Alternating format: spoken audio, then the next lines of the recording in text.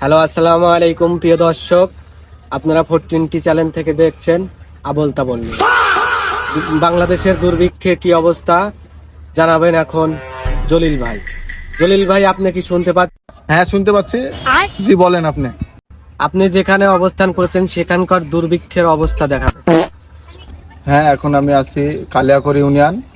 আপনাদের দেখাবো এখানে দুর্ভিক্ষের অবস্থা এবং দুর্ভিক্ষে যে ক্ষতিটা হয়েছে সেটা দেখাবো আপনাদের।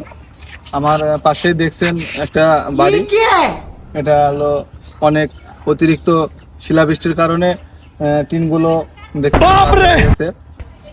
অতিরিক্ত শিলাবৃষ্টি এবং হলো বাতাসের কারণে এখানের এই বাড়ির সাইডে যে চলো বেড়া ছিল, বেড়ার সাথে জানালা দরজা ছিল, সেগুলা কোথায় উড়ে গেছে বা হারিয়ে গেছে। এখানকার আশেপাশের লোকজনকে জিজ্ঞাসাবাদ করা হয়েছে, তারা সন্ধান দিতে পারেনি।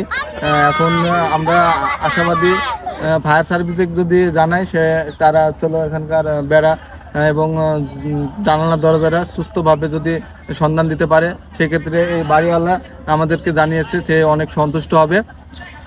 এখন আমাদের এখানে দুর্ভিক্ষের এই একটা বড় দুর্ঘটনা আপনাদের দেখাবো। এটার পাশে আর একটা বাড়ির দুর্ঘটনা হয়েছে, সেটা আপনারা দেখবেন। এখনই আমি দেখাবো। এখানে সেম কাহিনী, অতিরিক্ত শিলাবৃষ্টি এবং বাতাসের কারণে এখানে ক্ষতি হয়েছে। দেখেন, আপনারা আসেন।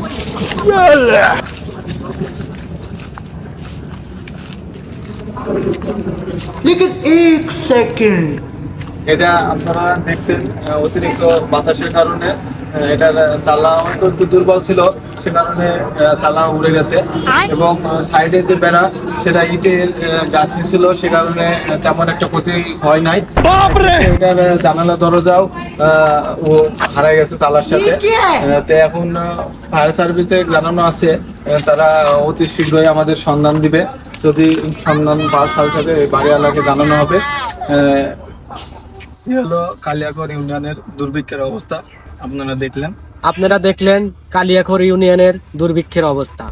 পরবর্তীতে দুর্ভিক্ষের অবস্থা দেখার জন্য আমাদের 420 চ্যানেলের পাশে থাকবে এবং ফলো রাখবে।